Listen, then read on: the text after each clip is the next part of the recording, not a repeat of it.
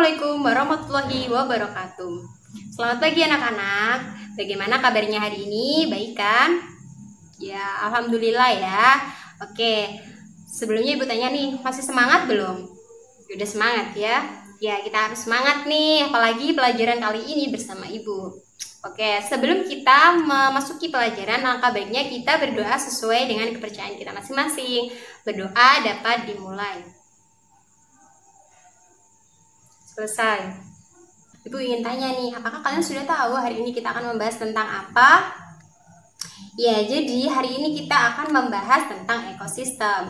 Nah, apa sih itu ekosistem? Ternyata ekosistem ini adalah hubungan timbal balik antar organisme dengan lingkungan di sekitarnya pada suatu daerah tertentu. Nah, ilmu yang mempelajari tentang ekosistem ini disebut dengan ekologi. Nah, ekologi sendiri ini berasal dari dua kata nih, yaitu oikos dan juga logos. Nah, oikos ini memiliki arti yaitu adalah rumah atau tempat tinggal, dan logos adalah ilmu. Jadi, ekologi ini mempelajari tentang bagaimana interaksi antar makhluk hidup dengan lingkungan di sekitarnya, baik itu lingkungan fisik atau abiotik maupun antar organisme lainnya, yaitu biotik. Nah, istilah ekologi itu sendiri pertama kali ditemukan oleh Ernst Haeckel pada tahun 1834 sampai 1919, yaitu seorang ahli biologi ternama dari Jerman. Sampai sini paham kan? Nah, selanjutnya kita akan membahas tentang komponen penyusun dari ekosistem. Nah, komponen penyusun ekosistem itu terbagi menjadi dua bagian, yaitu ada komponen abiotik dan komponen biotik. Nah, apa sih itu komponen biotik dan apa sih itu komponen abiotik? Begitu ya. Jadi, kita akan membahas terlebih dahulu tentang komponen abiotik. Nah, komponen abiotik itu adalah komponen penyusun ekosistem yang berupa benda-benda mati. Jadi, komponen abiotik ini sangat penting perannya ya, sangat penting yang mana dia ini sangat berpengaruh terhadap jenis dan pola hidup komponen biotik dalam suatu ekosistem. Nah, untuk contohnya sendiri, dia ini ada udara, air, angin, dan juga sinar matahari. Selanjutnya adalah komponen biotik. Jadi komponen biotik ini terdiri atas semua makhluk hidup, baik itu manusia, tumbuhan, hewan, jamur, dan mikroorganisme. Nah, di antara komponen abiotik tersebut terjadi saling interaksi dan akan saling mempengaruhi terhadap penyebaran dan kepadatan jenis suatu makhluk hidup dalam suatu ekosistem yang kemudian nantinya akan menciptakan tingkatan-tingkatan organisme kehidupan. Nah, berikut ini terdapat tingkatan-tingkatan organisme kehidupan pada ekologi yang mana dimulai dari individu. Nah, jadi individu sejenis yang berkumpul pada satu waktu dan tempat tertentu disebut dengan populasi. Nah, kemudian populasi, kumpulan dari populasi-populasi ini akan membentuk yang namanya komunitas. Nah, elemen-elemen komunitas ini kemudian akan berinteraksi dengan lingkungannya dan membentuk sebuah yang namanya ekosistem. Baru ekosistem ini akan berkumpul dan membentuk bioma. Mudah banget kan?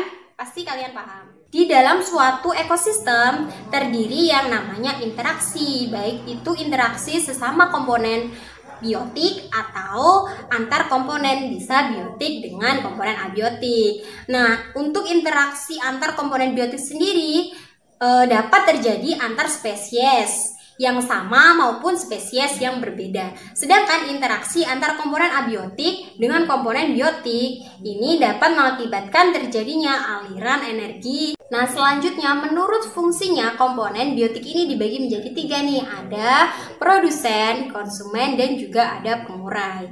Nah, yang pertama kita bahas terlebih dahulu mengenai produsen ya. Jadi, produsen ini merupakan anggota makhluk hidup yang dapat menghasilkan makanannya sendiri melalui proses fotosintesis. Jadi, makhluk hidup yang termasuk ke dalam anggota ini adalah tumbuhan, alga, dan juga lumut. Kemudian yang kedua, adalah konsumen. Nah, konsumen merupakan anggota makhluk hidup yang bersifat heterotrof, atau artinya dia tidak bisa membuat makanannya sendiri, sehingga dia bergantung pada makhluk hidup yang lain, baik itu yang autotrof maupun yang sesama heterotrof. Nah, contohnya ini ada harimau dan juga ada kambing. Kemudian yang ketiga yaitu adalah decomposer atau pengurai. Nah, ini merupakan anggota organisme yang memakan organisme mati atau organisme lainnya ya, dari produk-produk limbah organisme lain. Nah, contoh dari kelompok pengurai ini seperti jamur dan bakteri pembusuk. Ternyata hasil dari penguraian oleh organisme ini akan kembali menjadi unsur hara yang dapat menyuburkan tanah. Nah, yang pertama saya akan membahas tentang interaksi antar spesies. Nah, tipe interaksi antar spesies ini ada bermacam-macam. Yang pertama ada netralisme. Nah, netralisme ini adalah interaksi antar dua atau lebih spesies yang masing-masing tidak terpengaruh oleh adanya asosiasi tersebut. Namanya saja kan netral, berarti dia tidak terpengaruh, jadi tidak untung dan juga tidak rugi. Nah, untuk contohnya sendiri adalah ayam mencari makan cacing dan kucing mencari makan tikus. Kemudian ada kompetisi atau persaingan. Nah, kompetisi adalah interaksi antar dua atau lebih spesies yang saling menghalangi. Nah, interaksi antar spesies yang ketiga ada komensalisme. Nah, komensalisme yaitu interaksi antar dua atau lebih spesies yang salah satunya itu tidak diuntungkan. Jadi salah satu pihaknya tidak diuntungkan, sedangkan pihak yang lainnya tidak terpengaruh oleh adanya asosiasi atau dia itu tidak dirugikan. Kemudian interaksi antar spesies yang keempat yaitu ada interaksi amensalisme. Contohnya itu seperti tanaman penghasil alelopati. Nah, yang kelima ada parasitisme. Parasitisme adalah interaksi antar dua spesies atau lebih yang berakibat salah satu dari pihak itu nantinya akan dirugikan, sedangkan pihak yang lainnya beruntung.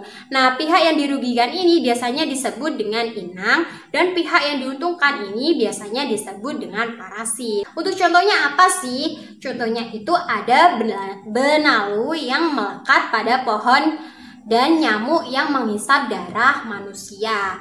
Kemudian interaksi antar spesies yang keenam ya, itu ada predasi atau pemangsa. Nah, predasi yaitu interaksi makan dan memakan, makan dan dimakan gitu ya, antar organisme. Nah, umumnya predasi atau predator ini berukuran lebih besar daripada mangsanya. Contohnya itu harimau dengan zebra, kucing dengan tikus. Nah, yang ketujuh ada protokooperasi. Protokooperasi yaitu interaksi antar dua spesies atau lebih yang mana masing-masing pihak ini nanti memperoleh keuntungan, tetapi asosiasi yang terjadi tidak merupakan suatu keharusan. Nah, contohnya apa? Contohnya itu ada kerbau dengan burung jala. Kenapa saya memberi contoh ini? Karena si burung jala ini bisa mendapatkan makanan dari si kerbau. Nah, padahal si burung jala ini dia itu bisa mendapatkan makanan dari yang lainnya. Jadi dia tuh tidak bergantung dari kutu si kerbau ini. Nah, si kerbau ini dia mendapatkan keuntungan, yaitu dia terbebas dari kutu-kutunya. Makanya dia termasuk contoh dari protokooperasi. Nah, yang kedelapan ada mutualisme. Nah, mutualisme ini sendiri yaitu interaksi antar dua spesies atau lebih yang mana masing-masingnya ini memperoleh keuntungan. Jadi, sifatnya ini dia saling membutuhkan sehingga asosiasi tersebut merupakan suatu keharusan. Nah, contohnya ini adalah rayap dan juga flagellata. Yang mana flagellata ini hidup di usus rayap. Nah, rayap itu juga bisa mencerna kayu yang dimakannya itu berkat bantuan dari si flagellata ini. Dan flagellata ini bisa hidup karena dia memiliki inang, yaitu inangnya adalah usus dari rayap tersebut. Sampai sini paham kan? Nah, jadi itu semua adalah interaksi antar spesies. Sekarang kita masuk ke pembahasan, yaitu adalah aliran energi. Nah, sebelum kita masuk ke aliran energi ini, kita harus tahu dulu nih apa sih itu energi, gitu kan ya. Jadi energi itu adalah kemampuan untuk melakukan kerja. Sifat energi ini di ekosistem sesuai dengan hukum termodinamika. Gimana bunyi hukum termodinamika? Ya, jadi menurut hukum termodinamika, energi itu tidak dapat diciptakan dan tidak dapat dimusnahkan. Tetapi energi itu dapat diubah dari satu bentuk energi ke bentuk energi yang lainnya.